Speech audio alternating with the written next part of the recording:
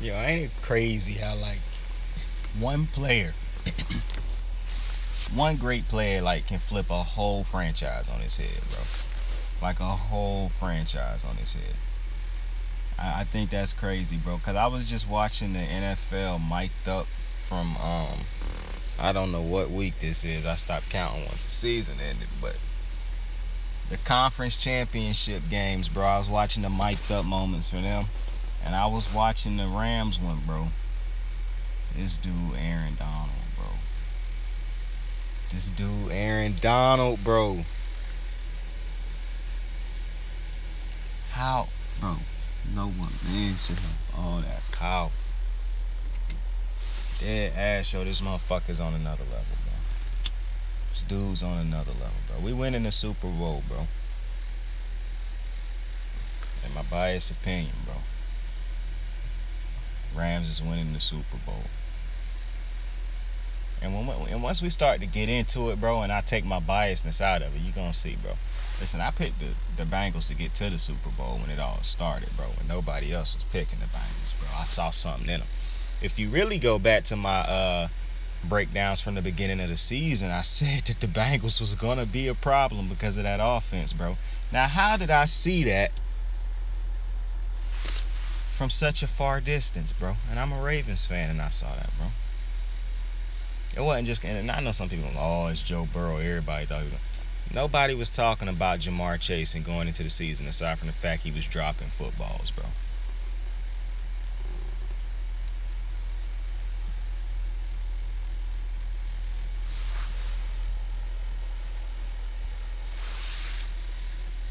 I defended him on that shit. I was like, man, y'all looking a little bit too heavy into this shit, bro. Like, I get it. Ain't nobody talking about him dropping footballs now. I ain't heard that narrative in like what 2-3 months after the season hit. And I keep saying it's crazy how Joe Burrow and these LSU dudes just walk into the NFL. The offensive dudes don't walk into the NFL and they already in a Super Bowl. Like, it's really some legendary shit, especially if they win. But that's not gonna happen. But I do think it's gonna be a competitive game. You gotta remember, the Rams at home. And I ain't talking about like, oh, the Rams the home team because they got the better. No. This game is in SoFi, the best stadium in all sports. This game is SoFi. If you don't know, or if you live under a rock somehow, the Los Angeles Rams play in SoFi. Now, if the Los Angeles Rams don't pack out this stadium, like if they let a whole bunch of Cincinnati fans pack out the stadium, bro, that's disgraceful, bro. Like, dead ass, bro. I understand LA is not a football town, bro. But once you get a team that's done went to the Super Bowl twice since being in LA, you are a football town, bro. Like, what are we doing, bro? It's cities out here that would kill for teams that could get to a Super Bowl 2 times. Not to mention, bro, you have Aaron Donald, Jalen Ramsey, Matthew Stafford, Cooper Kupp, Odell Beckham Jr., Von Miller. Like, what are you doing? Like, what? Why would you not show up to see that? That is definitely that, bro. That's Pro Bowl level, a Pro Bowl level roster, damn near, bro. Like, I don't understand why LA fans would not show. And I understand people be like, oh, it's a lot of shit you can do in LA on a Sunday. Yeah, I get that, but the Super Bowl is legitimately it's in your backyard with your team. You can be a fake fan for a day, bro. Like, what are we doing? You're talking about it's better shit for you to do? No, it's probably not nothing better for you to do than go to the Super Bowl. Oh, well, I understand people who be like, well, I could be making some money. Alright, bro. Bet. Bet. I'm just saying, if it's a whole stadium full, and I don't think it'll be a shit ton of Cincinnati fans packed out just because this is in LA and the Rams is in the Super Bowl. I think the fans will show up for it. But, it's just that chance that, these bozos have a whole bunch of fucking... When I say bozos, I'm talking about the LA fans. No disrespect, LA fans, because I love the Rams too. But if you let another team come in and infiltrate your own home, especially in a game like this, that's unacceptable, bro. That's unacceptable. And if that happened, I don't want to hear LA fans ever complain about shit, bro. I dead ass don't want LA fans... Bro, if LA randomly, hit a stride in the next year or so where they absolute ass for the next couple years. I don't want to hear a word. Because if you cannot appreciate what Sean McVay and this team done the last couple years, then bro, like, you don't deserve a team. Because these motherfuckers done been to the Super Bowl 2 times in the last 4 years. You got some of the best players in football. You got the best player in football on your team too. Like, come on, bro. Come on. And it's crazy how much of an impact. Like, bro, I truly believe if they never get Aaron Donald, the Rams do not start winning like this, bro. They might get to LA. They might even get Sean McVay. Who knows? But I just think, I don't know if they get Sean McVay. I just think it's easy to convince a coach to come over when what you have is an Aaron Donald to start your franchise with. Because at this point, you have to say he is a franchise-changing player. But they done been to 2 Super Bowls since he done been there. It's great defensive players who was leaders of their teams who never got to one. And you could say, oh, they never had quarterbacks. Yeah, Aaron Donald had Jared Goff. And Aaron Donald, people keep saying, oh, Aaron Donald played bad in the Super Bowl. Bro, what are you talking about? They held the Patriots to way lower than their season average on offense. Jared Goff couldn't do shit in the Super Bowl.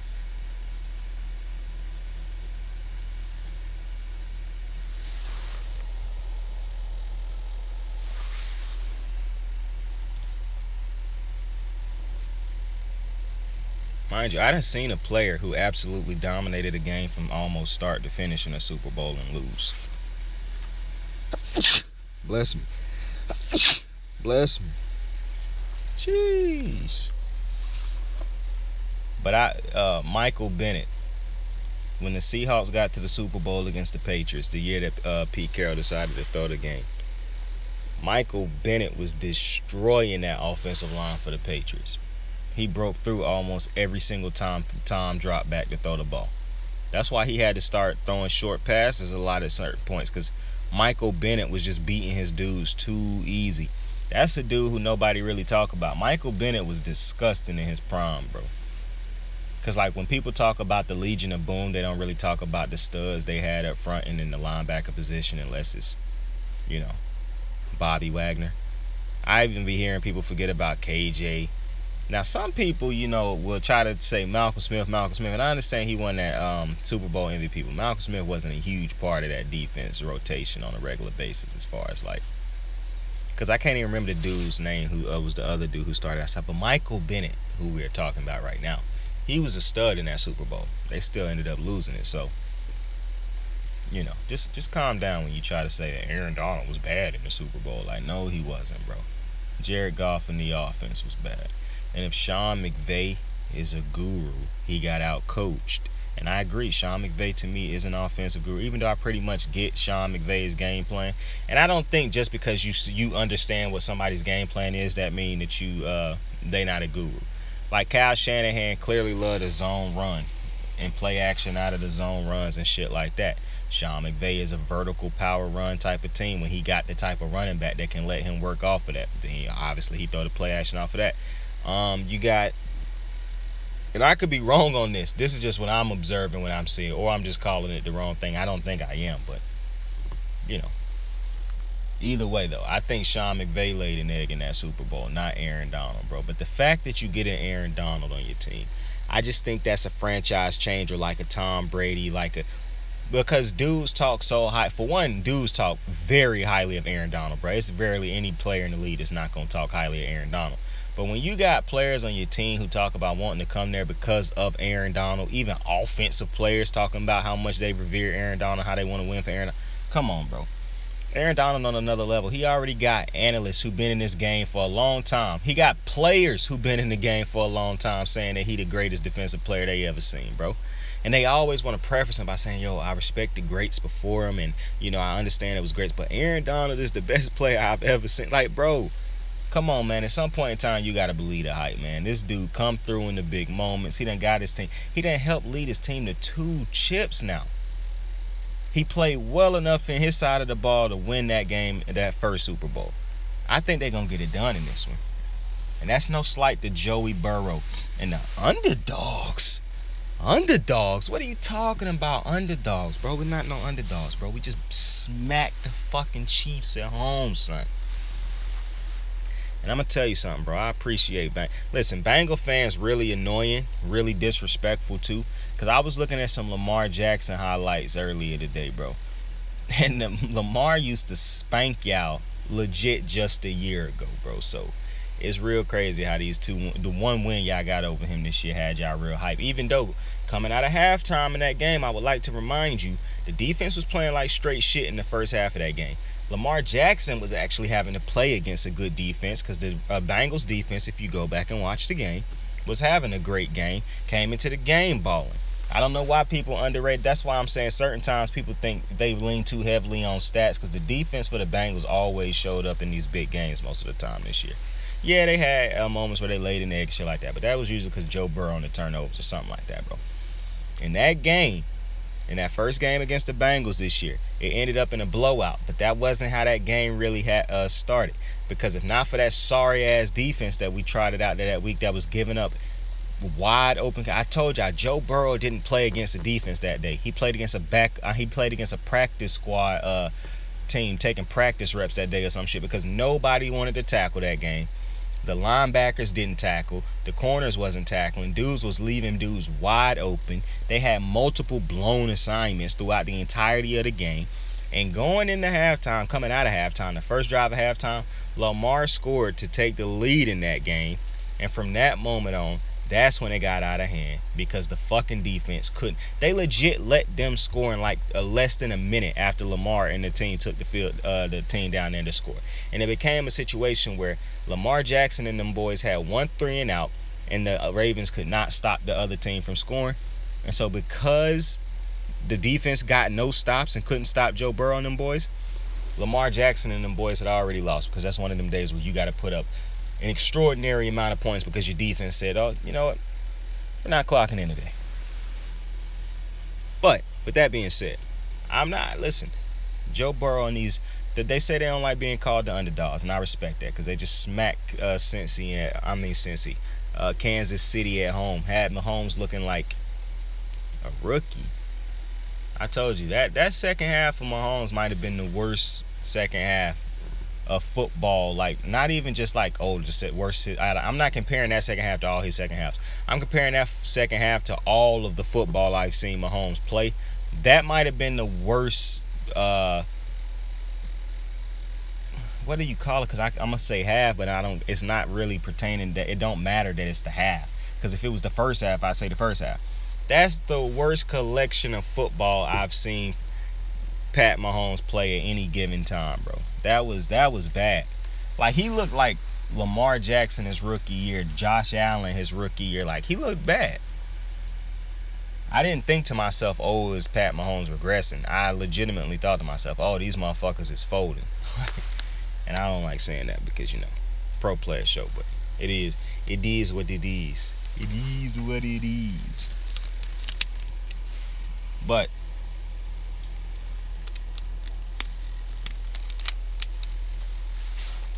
it's kind of weird that the Chiefs folded like that too, because the Chiefs done been down. That's why you gotta. This gonna sound crazy. I really truly believe. I know some people, especially Baltimore fans, boy, they gonna hate what I'm gonna say. I truly believe, bro, that some of these players, and man, this gonna sound disrespectful. I really feel like Joey Burrow, bro. He ain't been Joey B in a minute. So I really feel like Joe Burrow and Jamar Chase really do strike fear in some of these teams' hearts, bro. Like where they, and it's not even just that, bro. Because Jamar Chase done put up such a crazy season stat-wise, bro, I really feel like he got these cornerbacks thinking hard, bro, and that's why they cannot seem to guard this dude, bro. Because when I'm looking at Jamar, bro, this dude pick up every single route in the route tree, bro. He can get you for the short routes in the back, like the little receiver screens and shit. He can hit you for the medium routes. He can go for the little 10-yard routes and shit. And he can get you down the field, bro. Like, it don't feel like it's no... And Joe Burrow know how to throw it to him because he done played with him for so long now. He know how to get it to him. He know where he want the ball and shit, bro. Like, that operation clean as shit.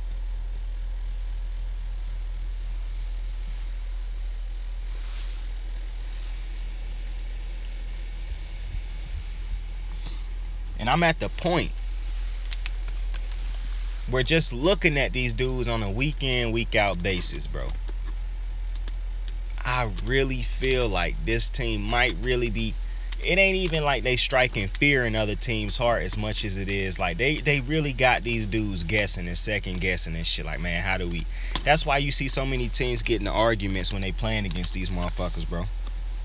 And then you got T. Higgins and Boyd who can get you on the short routes, bro. I know Osama not gonna be in the Super Bowl, but Joey Burrow and his decision making them been real solid. So, yo, I think the only quarterback who playing better than him also, because I'm including this game Pat Mahomes just had. The only quarterback, bro, something was wild, bro. I saw that Pat Mahomes had like his quarterback rating in the first half of that game Sunday was like, I think, a 152. And in the second half, that shit was a 0. So that was a pretty wild stat right there. But Pat Mahomes gonna recover from this. I saw Pat McAfee talking about maybe Pat Mahomes gotta fix some of them distractions. How do Pat Mahomes go to his wife and say, yeah, babe, stop cheering for me, okay? Stop being so loud on the sideline. Stop coming to games and showing excitement. Stop supporting me so loudly. Like, how the fuck he gonna go tell the mother of his child that? Who he sleep with every night, see every day. That's just not gonna happen. Now, maybe he tell his brother that, and I haven't really gotten to that Jackson Mahomes shit or his wife, because I don't really like talking about shit that don't got nothing to do with the shit that's happening on the field. Yeah, I just don't care for that. I think these players deserve privacy, even though they famous and all that good shit. I think they deserve privacy. And so I don't really be talking about that shit. But I mean, if Jackson Mahomes is truly a distraction, I think he more a distraction to y'all motherfuckers than he is to Pat. Then sure, maybe he'll talk to him. But excuse me, you can forget about that shit with his wife. Y'all motherfuckers love to hop into other motherfuckers' relationships. Well, people love to hop into other people's relationships, and I don't get that shit. Now, I do understand that time where he was dancing on the fucking logo for Sean Taylor, RP Sean Taylor. But you gotta blame that more so on Washington staff and shit, bro. They should have not let that they should have had a thing set up so nobody could have walked over there, period. They should have had people set up over there in the sign to know that, yo, nobody walks on this logo. Nobody walks on this number. Like, so to me, that's more so on Washington than it really is on Jackson Mahomes. But I understand, bro. I understand. Twitter and people, they need a villain. And I understand Jackson Mahomes took that role for y'all this season in KC. I get it. I saw a KC fan that was talking hella shit about Pat Mahomes, bro. I done seen a couple KC fans talking shit about Pat Mahomes, and I understand constructive criticism, but these motherfuckers just going ham, bro. They kind of acting like, bro, and this, fuck that. But KC gonna bounce back from this, man. Y'all still got Travis Kelce, y'all still got Tyreek Hill. Tyreek Hill I thought he was hurt towards the end of the season. Wasn't he dealing with some lingering injuries and whatnot? Hey, it is kind of crazy though. I mean, they blew a 14-point lead to the Bengals twice, bro. And it's gotta haunt Andy Reid all summer. Like, bro, why did I not take those 3 points at the end of the fucking half, bro? Like, what? Like, why did I get so ignorant in my coaching? Like, why did I stray away from the old faithful?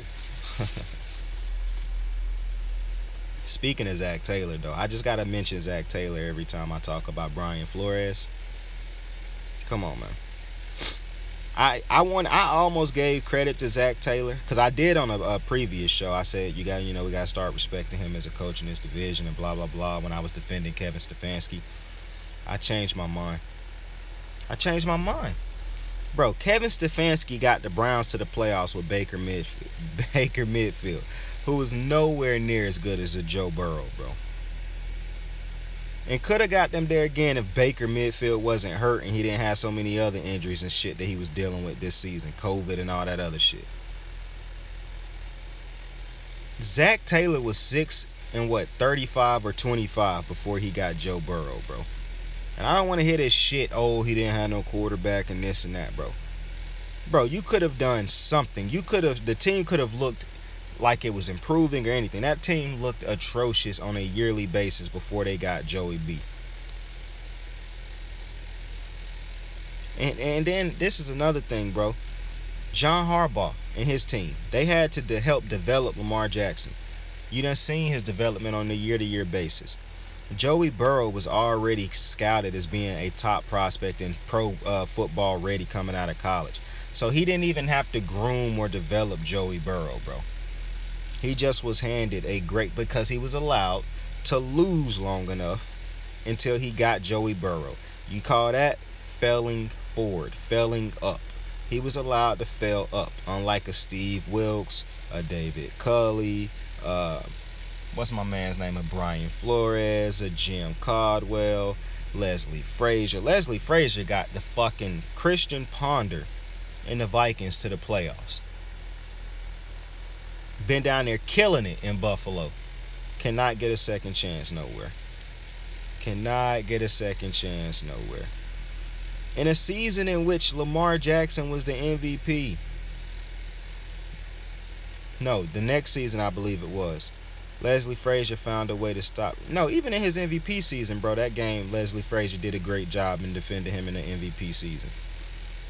Leslie Frazier can't seem to find a way to get a job. Eric Bieniemy and Brian Leftwich, for that matter. Two dudes that have been coaching playoff offenses the last couple years. I mean, a Super Bowl offensive coordinators.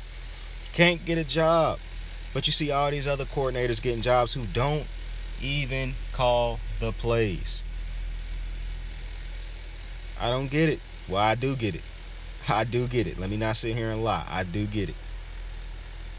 Don't look at me and tell me it's no racism in the hiring practices, bro. Because for one, you can't sit here and tell me all the white people that got jobs over these dudes was more worthy of them jobs.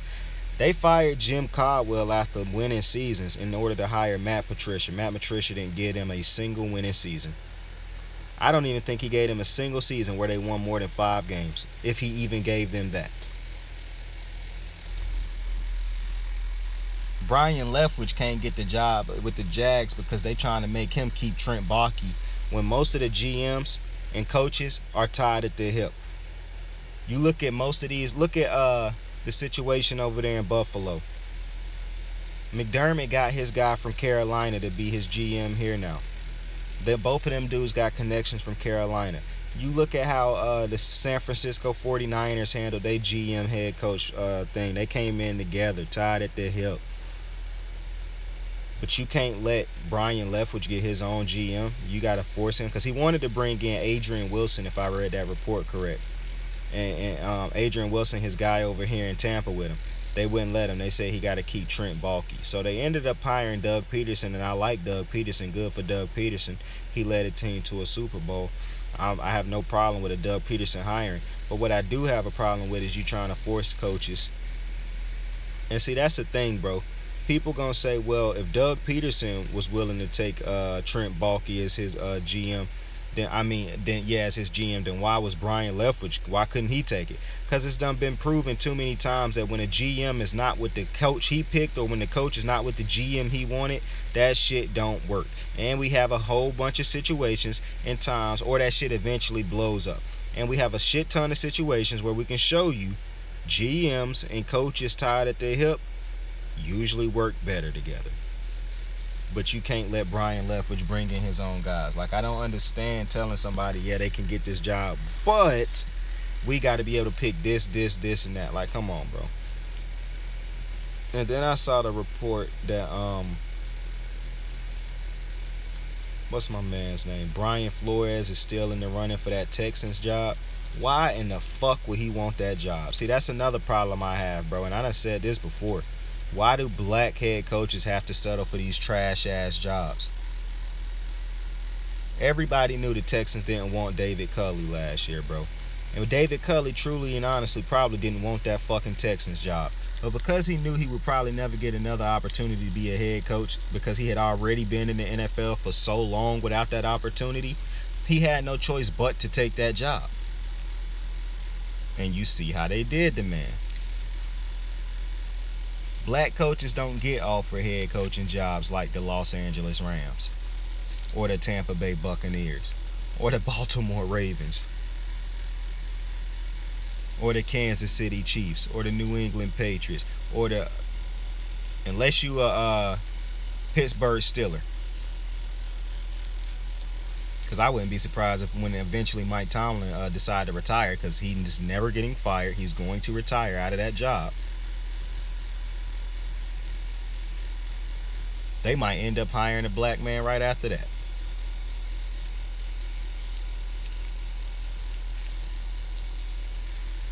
But if they don't, the thing I know about them Steelers, they gonna hire the best man for the job, because they refuse to fire the best man for the job all these years. And people, I remember it was some years in there where people kept trying to basically beg the Steelers and force the Steelers on radio shows and shit to fire Mike Tomlin. Motherfuckers who never coached the game, motherfuckers who never played the game, motherfuckers who just watches of the game. Talking about fire Mike Tomlin. Man ain't never had a losing season. Fire Mike Tomlin.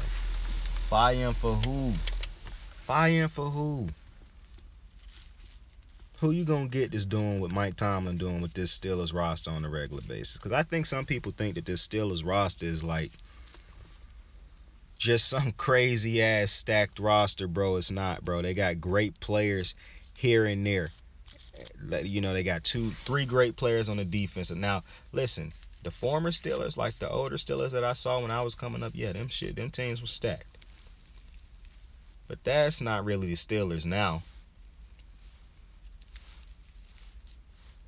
Like, they don't even have any superstars on offense. I like Chase Claypool. He's not a superstar. I don't think Juju Smith-Schuster is I think he's like a number 3. I think Chase Claypool, if he was on the... And it's crazy because I know the Steelers know how to develop receivers, but I do think they've been in a situation the last couple of years where Ben been in decline.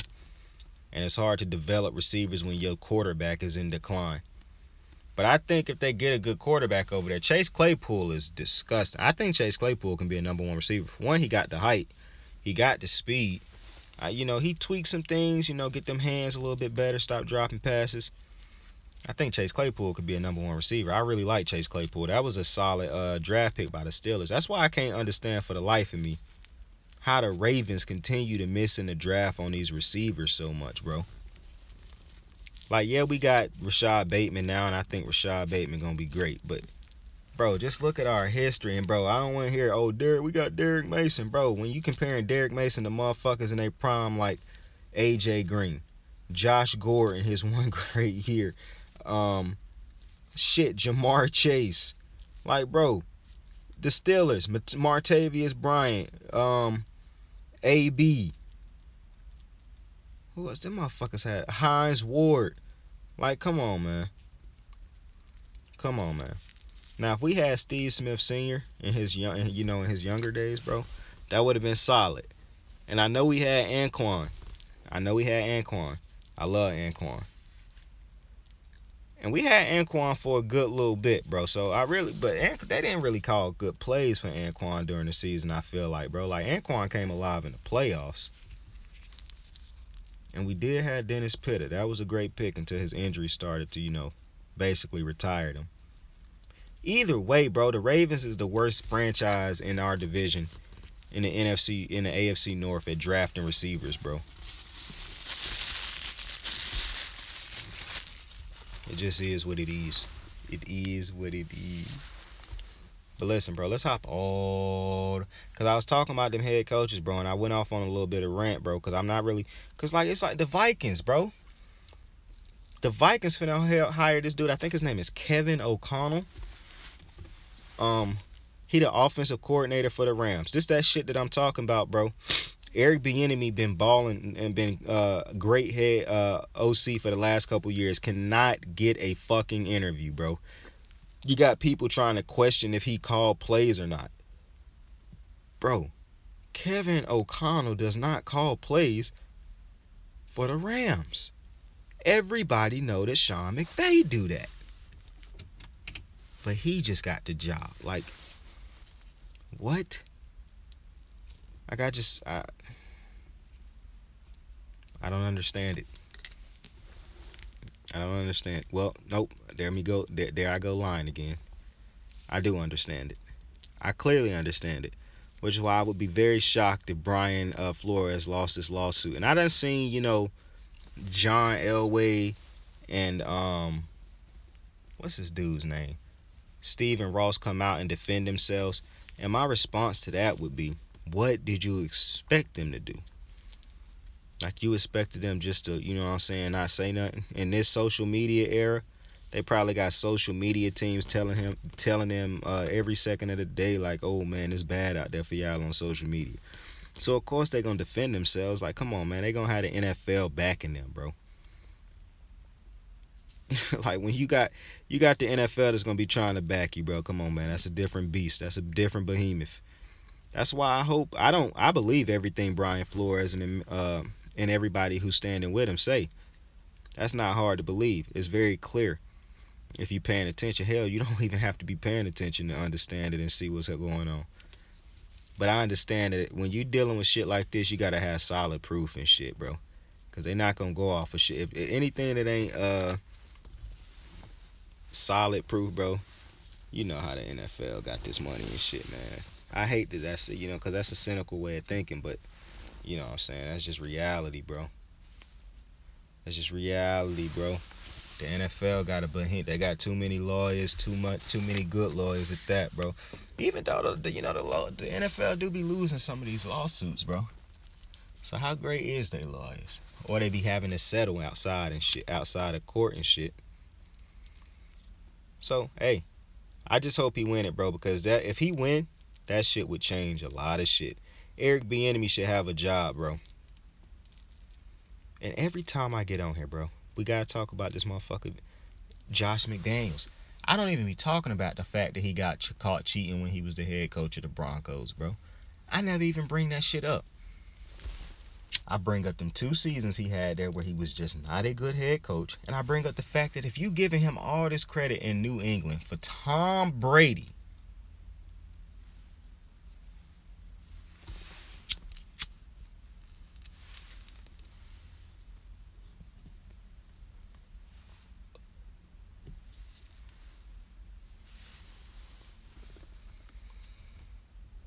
explain this to me. If Patrick Mahomes is holding Eric Bieniemy back, how could Josh McDaniels ever get a job with Tom Brady as his quarterback?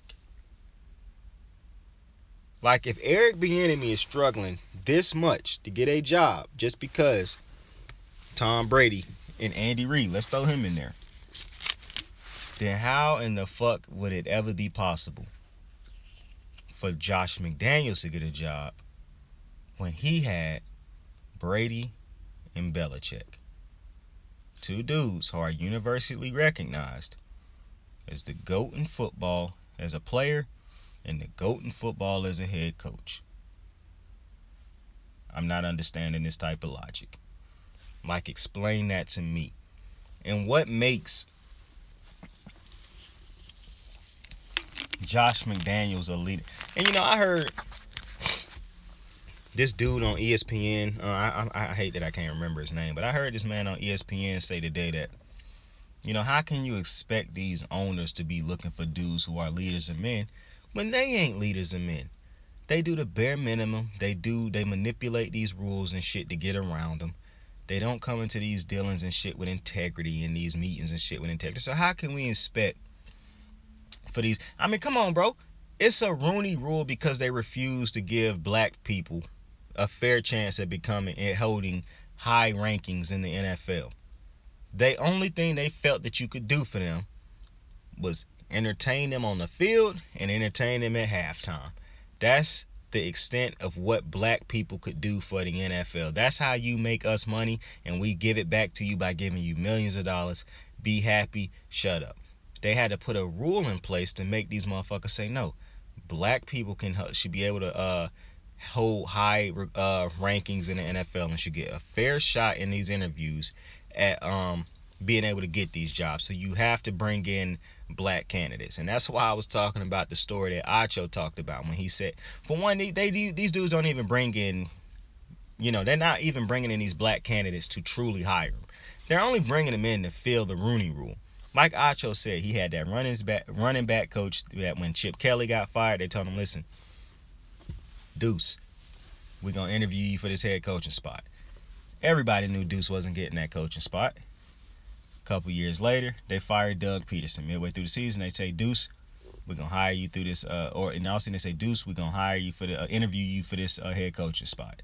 Deuce, you're not getting this job. But what is Deuce to do? What is Deuce supposed to do? Not take the job? Not take the interview, I mean? So they could say, oh, well, he don't really want the job because he didn't show up for the interview. Or come to the interview knowing that it's not an interview that is legitimate. They're not really trying to give you the job, that you're only here to fill out this rule that's in place. Like, come on, they even had to try to incentivize the rule even more a couple years ago by adding in a draft pick. Listen to how that sounds. If you hire a black person, we will give you another draft pick. They are legitimate. Bro, what are we doing? What are we doing? And you telling me that there's no, racial discrimination in the hiring practices and how the NFL is ran? Don't get mad at Brian Flores when he said it's managed much like a plantation and racially segregated. Because it is. And it don't take much to see that. That's why you can have an owner, even though I know he done passed away, and the Houston Texans that a couple years ago said that's why we can't let the inmates run the asylum. That's why you can say something racist like that. That's why John Gruden can say DeMaurice Smith had lips like Michelin tires and not be fired for that, but then say something homophobic and be fired, because racism don't really matter that much in the NFL. They sweep that under the rug and put them goofy ass decals and shit on the back of the helmets. And I already know players don't give a fuck about that shit too. And I didn't mean to go to the players, but I'm not even gonna go to the whole situation. I was finna fire off on one of them players, boy. I ain't even gonna lie to you, bro. But pro players show so. But I already get what the NFL doing, bro. And the NFL tried to get me right there. They tried to get me. Had almost made me change the subject, bro. But nah, I already see the NFL for what it is, bro. And if you listen, bro, any motherfucker, and I'm gonna be very blunt with you, any motherfucker that's a logical person who is not racist will easily see the shit that's going on in the NFL too. If you're a racist, then clearly you won't see it. And then, I'm on the fence about these certain motherfuckers who are just to the core. My sports cannot have politics. For one, if you turn race into politics and you say racism issues are politics in your mind, you're racist. Like, you're flaming racist. There's no two ways around it. If you believe that anytime people talk about racism and things of that nature, that it's just politics, you are a different type of racist and you didn't even know it. But I just helped you. And like I done said before, anybody who say, oh, race is a touchy issue, it's a tough topic. Well, you're racist because it's not a tough topic and it's not a touchy subject if you're not a racist. It's very basic. It's a 1 + 1 is a 2 type of thing. You know what I'm saying? If you're not racist, then talking about racist and racism and everything surrounding it, that would not be a touchy subject for you. If you are a racist, then yeah, that's a very touchy subject.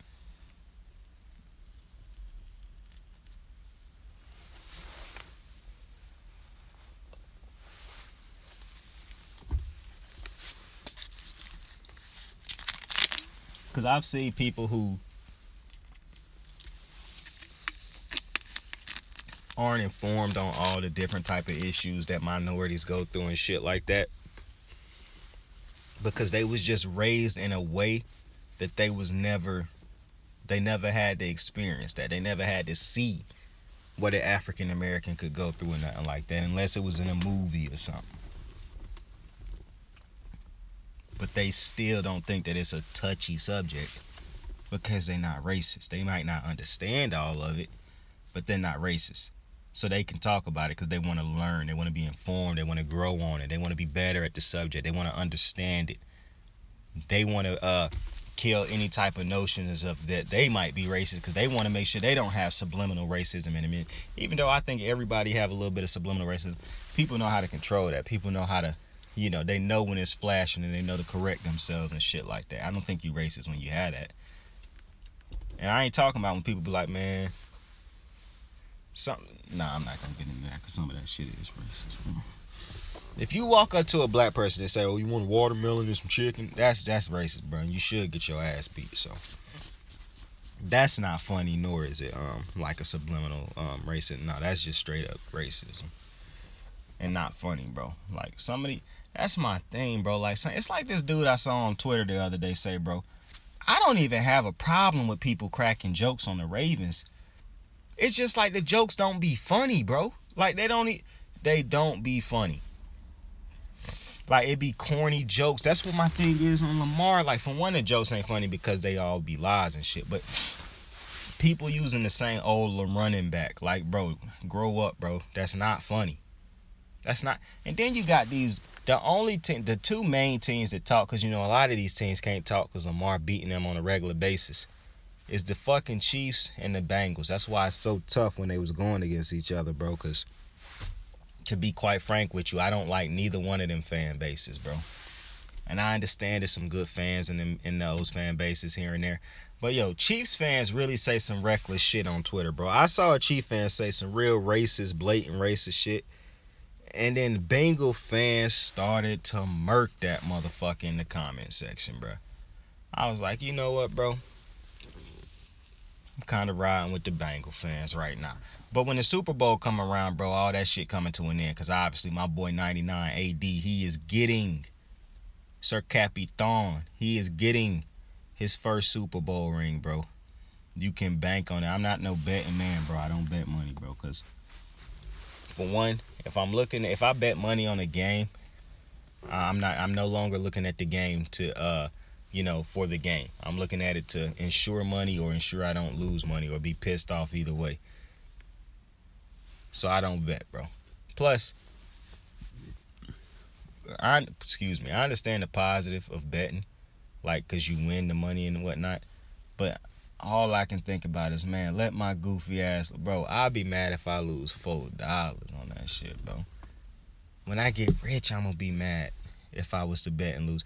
I'm never going to be a betting man, so, unless, like, we playing video games or some shit like that, bro. That's the only way, bro. But I'm not going to bet you if you like a vet at the game, bro, and I've never played this shit a day in my life. Like, I'm not finna sell no dude who play that fucking NHL. If you play, I mean, I imagine hockey fans play. I don't know no hockey fans, but if you play NHL, salute to you. But if somebody who played that shit on a daily basis challenged me to that shit for money, I'd be like, no, B. I'm not finna just give you, because that's essentially what the shit would be, bro. You're not getting lucky against a motherfucker who play that shit every day, bro. That's essentially me agreeing to just give this motherfucker money. Like, I didn't even need the game. I knew I was giving this motherfucker. I just basically agreed to give. Like, no. That's like if a motherfucker who ain't never played Madden before tried to. No, that's like a motherfucker who been playing Madden all his life challenging me to play Madden, bro. Like, bro. He essentially signing up to just give me his money, bro. Like, that's wild. The only way you beat me in Madden is if you sleep and breathe Madden, bro. Dead ass. Dead ass. That's the only way. It's the only way. Well, you know what? I don't know now, because I ain't played Madden in like 2 years. Don't matter. I still pick up the sticks and beat you. It legitimately don't matter, bro. Don't matter. I used to run through motherfuckers at college on Madden, bro. Like I tell them, bro, you got used to playing with your homies and shit around school. And I mean, you're probably your cousins and shit, bro. Nah, I was in them trenches beating everybody ass. I was beating motherfuckers on house. I said something in my head, bro. Don't worry about why I laugh, bro. I got this fucking sore. I got a lump on my leg, bro, like a big ass lump, bro. Cause how did I get this one right here? Is this one somebody? Nah. I think this is the one with a piece of wood. I was walking. Bro, this one had to be a high impact one, bro, because this is a legit knot on my leg, and it's done been there for like 2 weeks now. I can't remember how I got this shit, but it split my shit wide open, boy, and I did not go to the hospital and get it stitched up, so it's been taking a long time to heal, and it's a huge knot around it, bro, like a huge knot.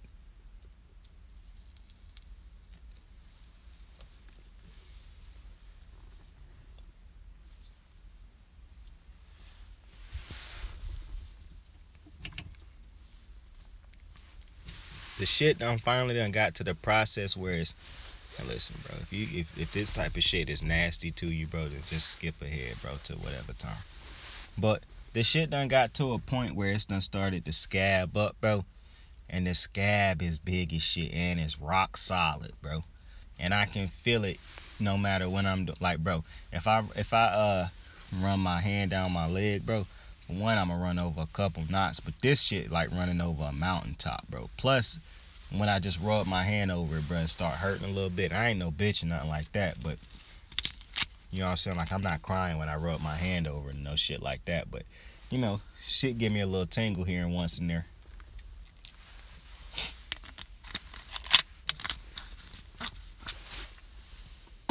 That's all I'm saying.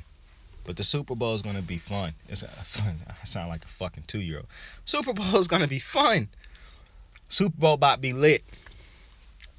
Yeah, Super Bowl about to be lit. I can't wait, bro. The Rams got this shit, bro. SoFi Stadium is dead ass. SoFi the best stadium in football, bro. So that is dead ass the stadium, bro. I'm contemplating, am I gonna watch the halftime? Cause I don't watch the halftime shows. When the halftime shows come on, I usually walk away and start doing something else, and I come back. I'm also not a big commercial guy. I usually walk away while the commercials running too, because I don't care about Super Bowl commercials. I hate it when people tell me, man, I only watch Super Bowl for commercials, bro. Like, what? I just think that's insane to say, bro. I watch a 4-hour program for the commercials. That's just insane. That is insane to me. I think that is wild, bro. That you could say that you watched the Super Bowl for the commercials. And that ain't even like no gender specific thing. Yeah, I done heard a lot of females say that, women say that. I done heard a shit ton of men say that shit. Like, it's absolute, like, if my brother heard that, he'd be stunned. Like, he'd be probably a little bit pissed off about that. These motherfuckers watching for the... Me and this motherfucker could care less about the Super Bowls, bro. I couldn't tell you no Super Bowl that happened during none of these Super Bowls, because I don't watch commercials, bro. I do not watch commercials, bro. I'm usually doing multiple things while the Super Bowl is on. It got my attention while the game going. As soon as the game go to a break, my attention bounce around. I'm telling you, bro, I do not watch commercials. The only commercials I watch is if it start off with like a in theaters or like one of them movie production symbols, bro. You know how you know it's about to be a trailer for a movie? I will watch movie trailers because, you know, I just want to see what the movie might be about. It might be a dope movie. I ain't going to the movies to watch it, but it might be something I want to check out in the future, you know what I'm saying? So I watch movie. I fuck with movie commercials, but other than that, bro, y'all be hyping up the commercials and shit. Skittle commercials, Dorito commercials. I do remember that they had commercials. I don't remember specifically what the oh no, I think one of the bro, I'm not finna be sitting here talking about no fucking commercials, bro. It's just not gonna happen. I just told you I don't watch commercials, bro, and I'm sticking to that.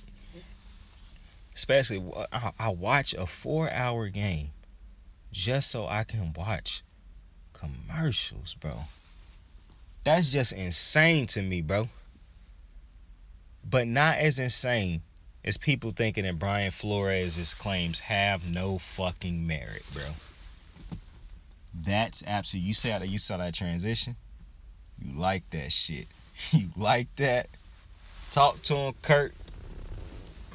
Interested to see what this motherfucking McConnell do with Kirk Cousins over there. Not really. I truly believe the only way... And, he could strike gold at the right time. because Aaron Rodgers is probably not coming back to the Packers next year.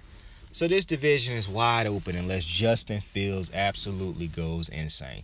But that's going to be up to the development of the offensive coordinator because they hired a defensive-minded head coach. Excuse me. Very confusing to me.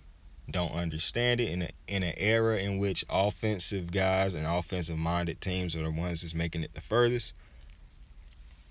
Literally just saw a defensive-minded head coach blow his great offensive team's chances of making the playoffs in the Chargers. I saw somebody talking about Brandon Staley today. Somebody was like, can we say Brandon Staley is a bad head coach? Bro, I was like, yes. I was like, yeah, that's pretty much. I still can't get over Josh McDaniels, bro. I just do not believe he should have got that Raiders job, bro. I mean, we could go over the timeline of all the goofy reasons of why, I can't even talk right now. We can go over all the timeline of all the goofy ass reasons of why. The reasons ain't goofy.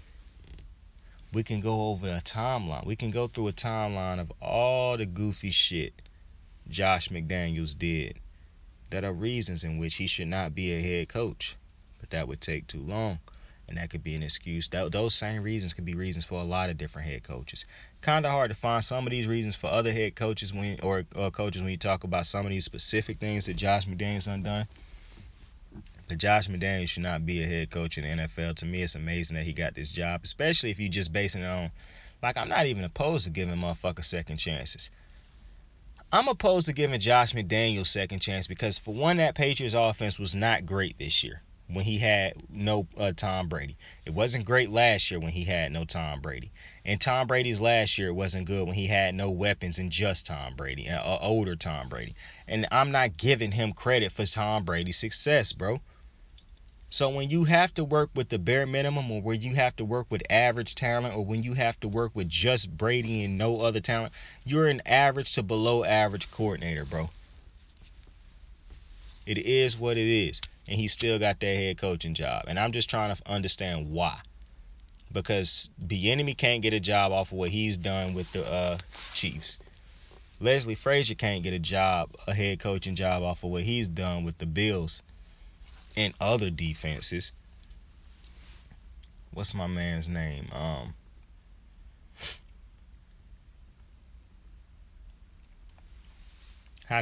Brian Flores can't get another job after what he did with these trash ass Dolphins and pro player show.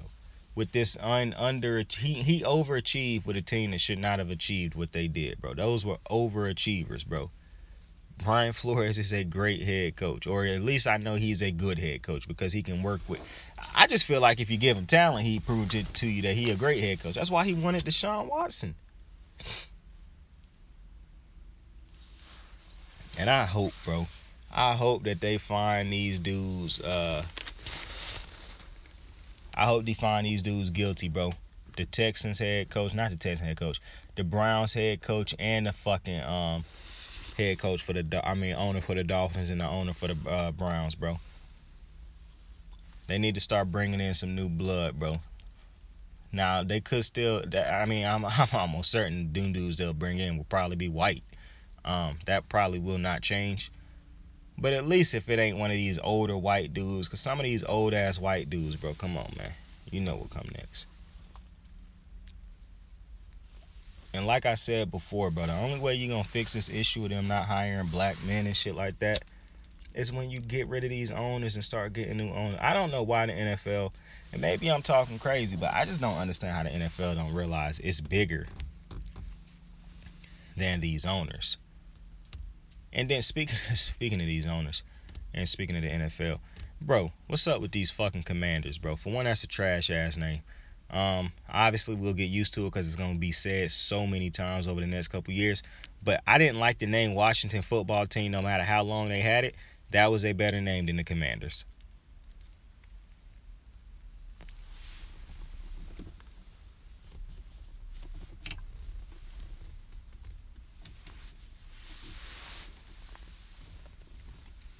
There's people out there who keep saying like, "Oh, I like the Washington Football Team."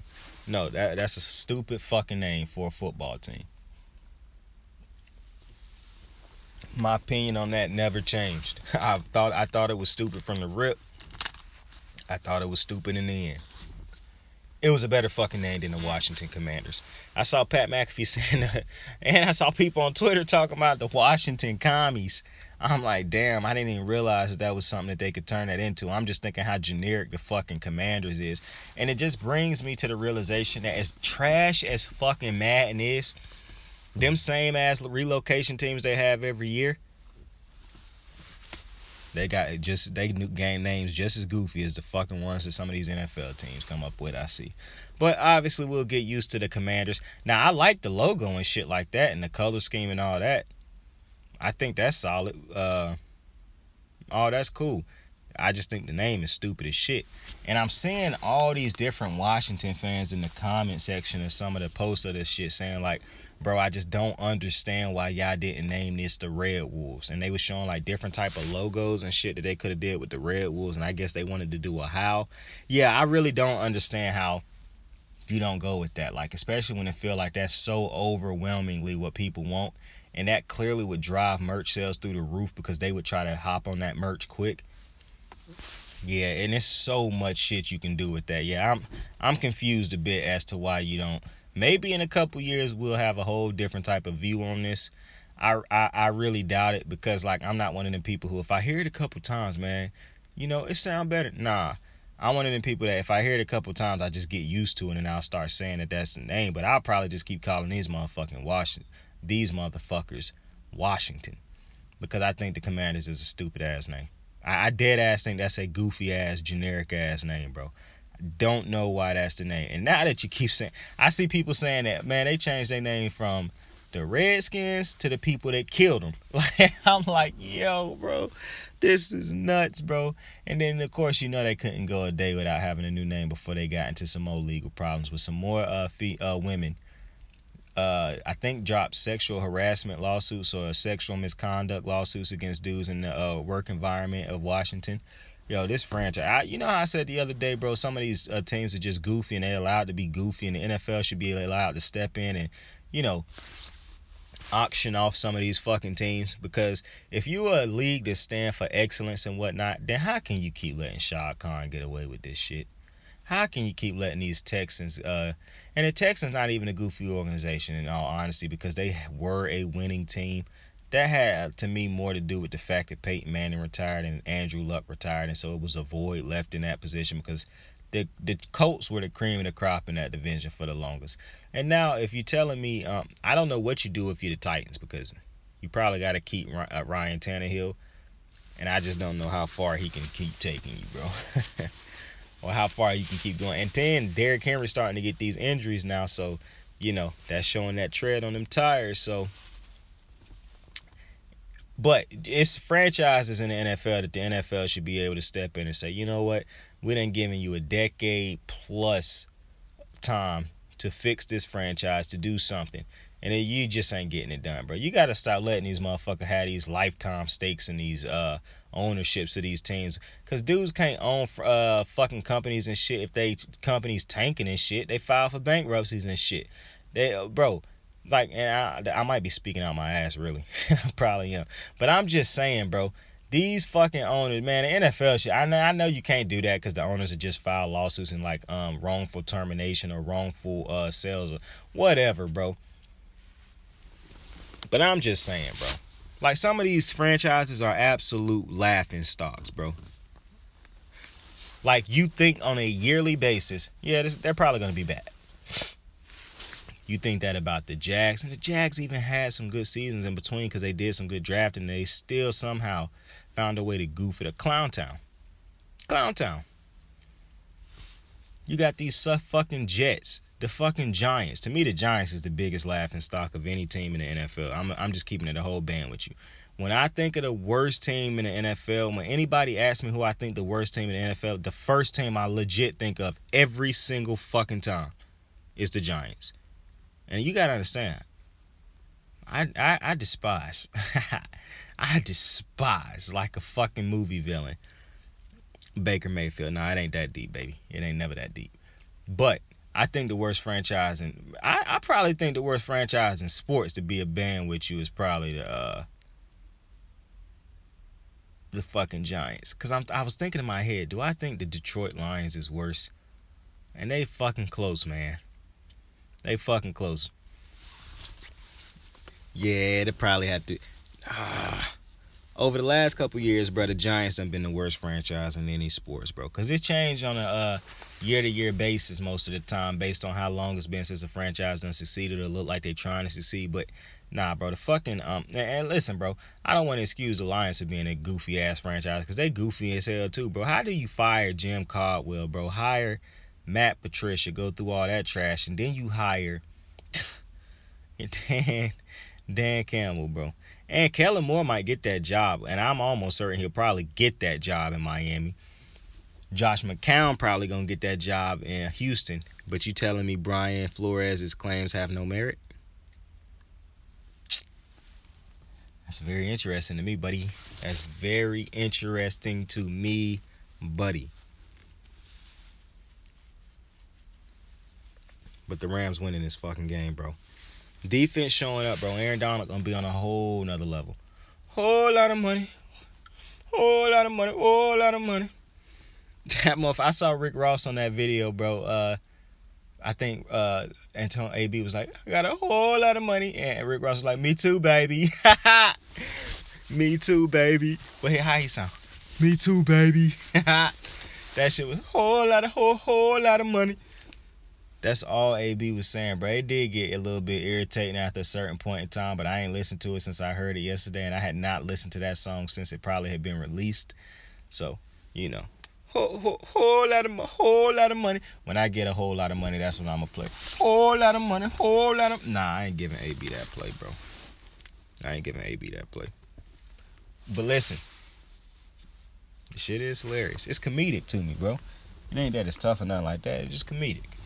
It's comedic. He paid Rick Ross a whole lot of money for that verse, though. I bet you that. What if Rick Ross just threw him a bone? What if? Well, I don't want to sound disrespectful.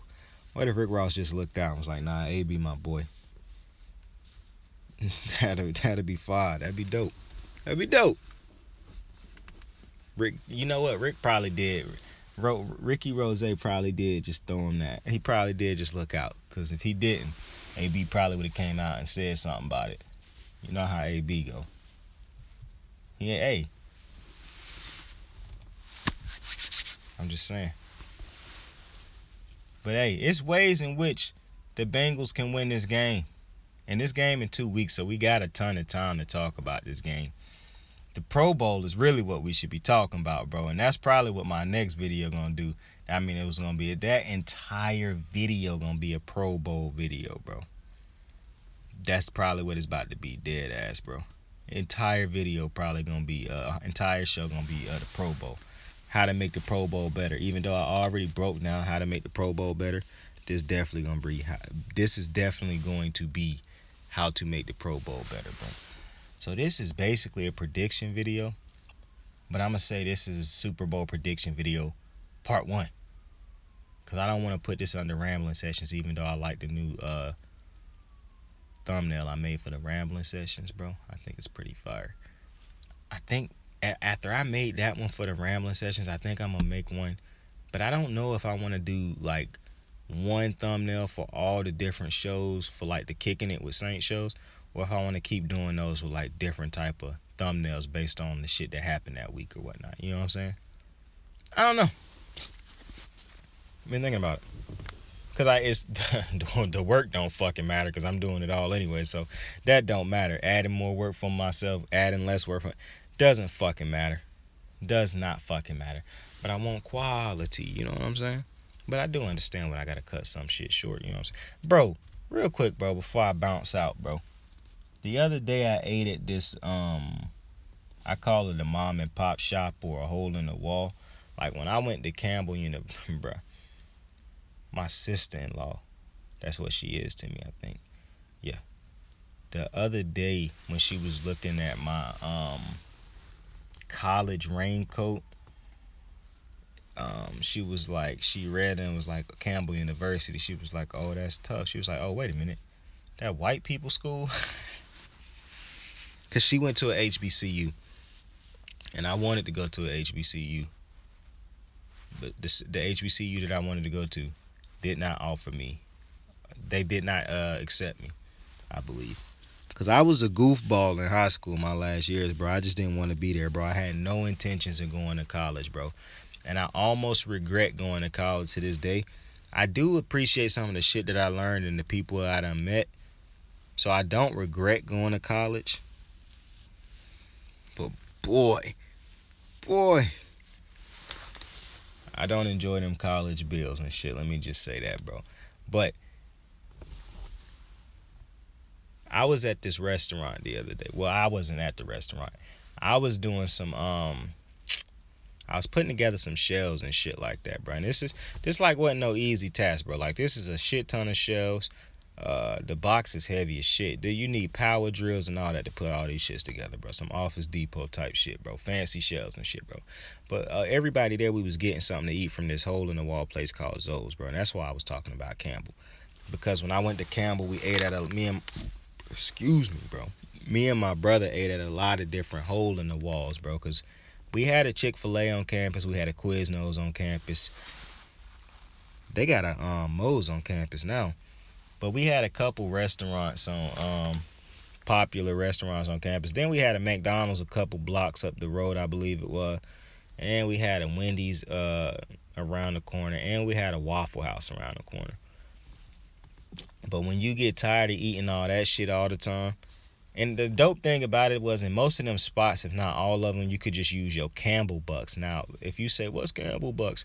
It's just like if you go to Central, I think that shit called like Eagle Bucks or some shit.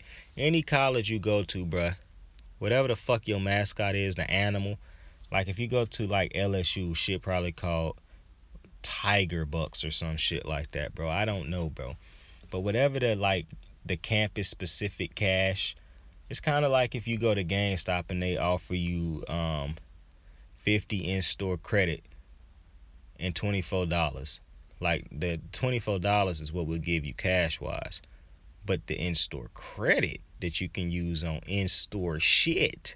See, that Campbell Bucks, you can use that on all the little surrounding restaurants because Campbell own everything in the surrounding area, I believe. And so we used to go, me and my brother got tired of eating that shit. And so we eat at these little hole in the wall sometimes. And we ate at this one little hole in the wall called Hot Dog Hamburger. I think that's what that shit was called. I can't remember.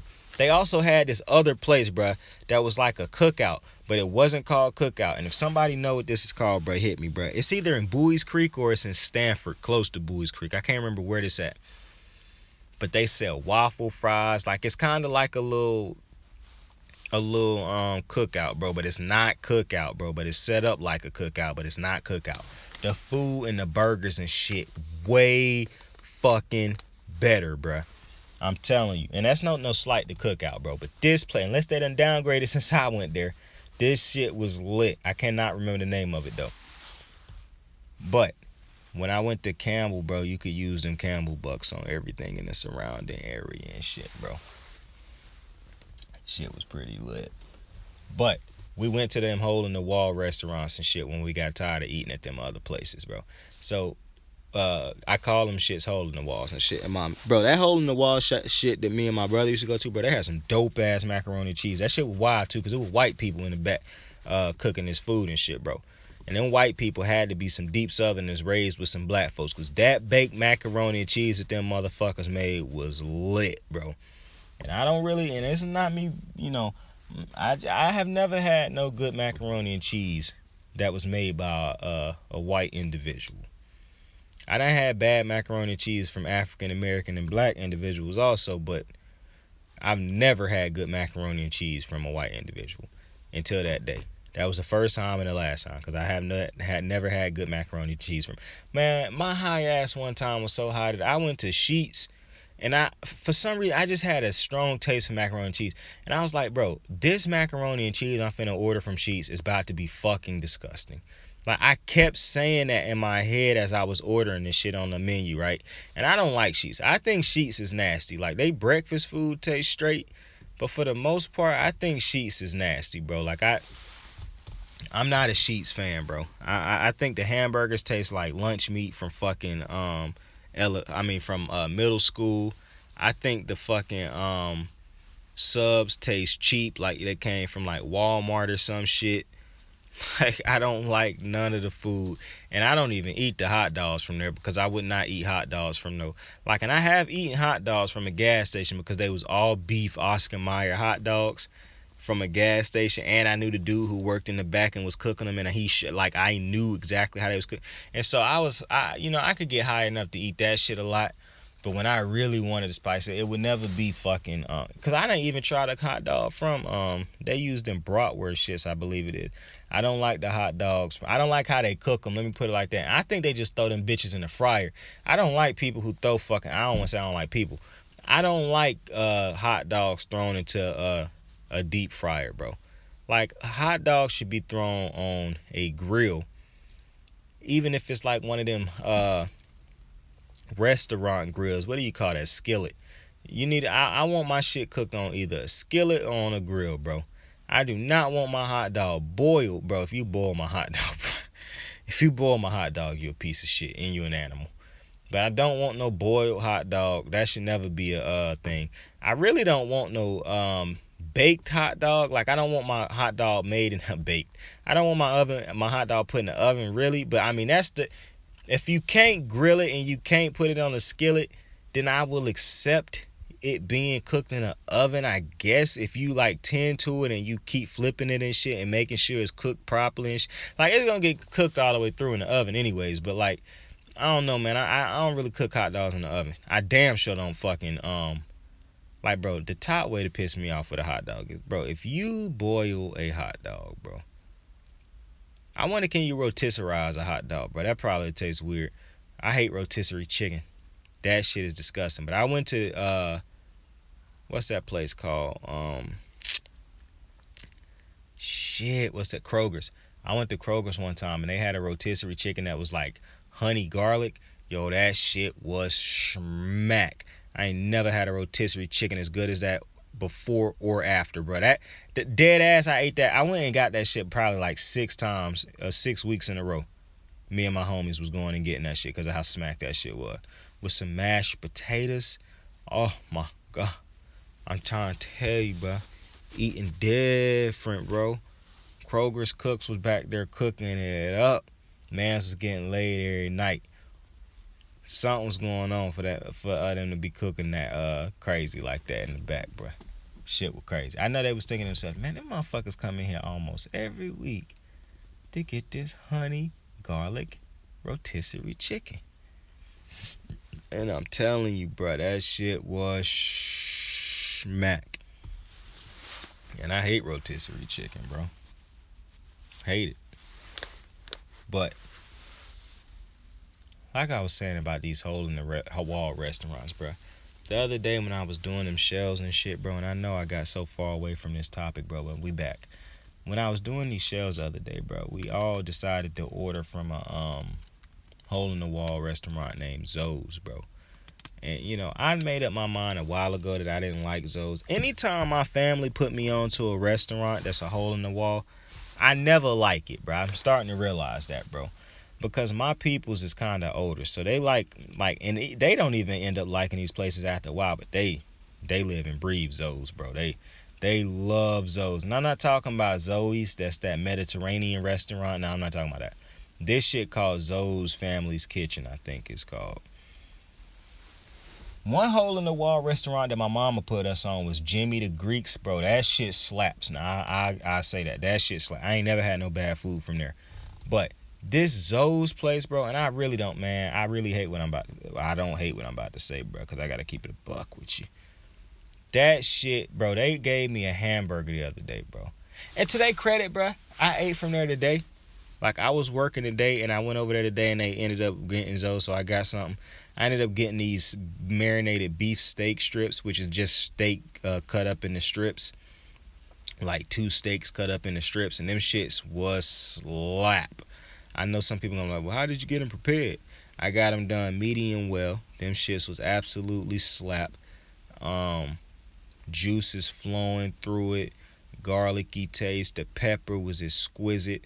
I love that all the meat, the juices from the meats in there. You could dip that in it with hot sauce. I put Texas Pete hot sauce on everything. I don't care if it's the hottest of the one or if it's the regular one. Shit, both of them slap. And they mashed potatoes was on point today. The French fries I had was on point. Some people are like, "Yo, man, that's too starches." Don't give a fuck. I'll work it out. That meal slapped today. I give them that. But for the most part, I'm on the fence about Zoes, bro, because I don't like they Alfredo. To me, they Alfredo tastes weird. I don't like I only really like two things from there. They marinated beef strips and they fish. And I don't even like fish, so you got to understand how good they fish is for me not to like fish. Even though, if I'm comparing they fish to this other place named fucking Joe's or Moe's, bro, it ain't even close. Moe's put like seasoned salt on they fish. They cook it into they fish, and then they put some more on it when they done. Yo, the best seasoned fish I ever had in my life, bro. And I hate fish, bro. It's like, what do you call it, bro? A corner store fish, fried fish. It's kind of like, I look at it the same way I look at truck stop, not truck stop, vendors and carts downtown and shit like that, like hot dog trucks and shit. But anyways, we was eating at Zoe's, bro, and I ordered a hamburger because I wasn't really hungry that day. I regret that order now that I realize how good what I had today was. But I don't at the moment, and that, see, bro, I'm really off and on with it, bro. That's why I say I'm on the fence with Zoe's, because Zoe's make some shit sometimes when I'm eating. I'm like, man, this shit just ain't good. So I'll be in my I don't like Zoe's mode, and I'm usually in my I don't like Zoe's mode. So I ordered a hamburger that day. I was like, man, I'm gonna just order the bare minimum, something they can't fuck up. I ordered a hamburger, bro, and so I started eating the fries first, bro. And you gotta understand, they had just made this shit and we just got it and took it home, bro. The trip, not even home, the trip to where we went to was legit like 2 minutes, 5 minutes at the most if we drove slow away from where Zoe's was, bro. Literally around the corner, bro. So I get that shit when I get back to the crib, bro. And the fries was, they wasn't cold. They was warm, but they wasn't really like warm. Like, you could tell they was like kind of like some leftover fries they probably already had cooked. And then some of them shits had started tasting like they wasn't really cooked all the way through anyways.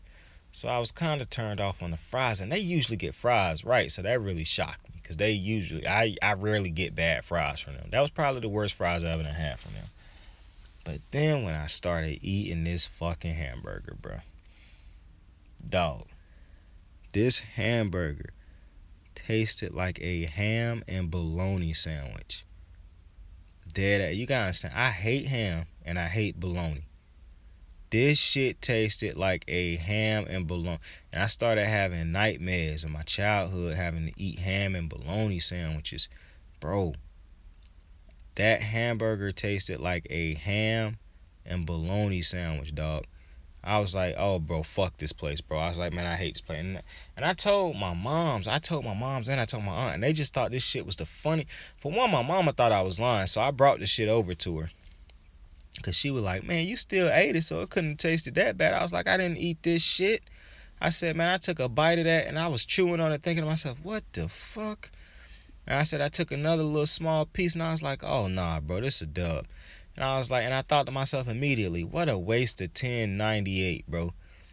And so I brought it over and showed it to her. And I ended up giving it to somebody who I knew was going to eat the shit regardless of how it tasted. And my aunt, I ended up going and telling my aunt about it when the next time I had saw her. And she just thought that this shit was the funniest thing that she had ever fucking heard. And I'm like, yo, this shit's not funny. That shit legit tasted like a ham and bologna sandwich, B. Like, what? How does that even happen? Like, I keep telling myself, like, man, maybe they was cooking the burger on the same, area where they cook, like, ham and bologna for somebody. But I just don't know, bro. Like, dead ass, that shit tasted like it was marinated in ham and bologna juices, bro. Nastiest hamburger that I ever ate in my life, bro. Like, nastiest fucking hamburger I done ever ate in my life. And you gotta understand, I'm the type of person who really don't like gourmet hamburgers, because a lot of these fucking gourmet hamburgers don't taste good. Shit just tastes like a slab of beef with a whole bunch of extra shit on it that they put on to disguise the fact that the beef don't taste like shit. But you go to some of these places like Highway 55, they season they beef and shit, bro. Like, I'm telling, at least the Highway 55 that I eat at season they beef. If you ain't never ate at Highway 55, bro, you missing out, bro. That is by far, to me, one of the best hamburgers you can get, bro. Highway 55, bro. You gotta check it out. Gotta check it out. But with that, I appreciate y'all for joining me on another episode of Kickin. Is this the episode of Kickin' It with Saint? Nope. This is gonna be a rambling sessions. No, it's not. This is an episode of Kickin' It with Saint, playoff Super Bowl prediction, part 1. I had already said that earlier in the thing, and I forgot. That's on me. You need to tell somebody you fuck with him. You need to tell somebody you love him. And you need to tell somebody to have a dope fucking day. Because if they have a dope day, you'll have a dope day. They're going to think about the fact that you told them to have a dope day. And then when they see you again, they're like, bro, you know, the day that you had saw me and told me to have a dope day, I had a dope day. So now I want you to have a dope day. And you're going to go have that dope day. And somebody's going to see the fact that y'all was having these dope days. And they're going to be like, you know what? I want to have a dope day also. And so you're going to be like, both of y'all going to be like, you know what? We want you to have a dope day also. And so all three of y'all, both of y'all going to look at him like, you know, have a dope day. So it's going to be boom, you have a dope day, you have a dope day, so it's going to start becoming a chain thing. So everybody going to start wanting to have a dope day, and then we're going to be telling everybody to have a dope day. And it's going to be like Oprah, you get a good day, you have a dope day, you have a dope day, you have a dope day, you have a dope, you know what I'm saying? So, you know, just think about it. But Saint out. You ready to make history? Come on now. Yeah. You know, there's these two words. And when I say them, people get goosebumps because they know what happens next. So without further ado,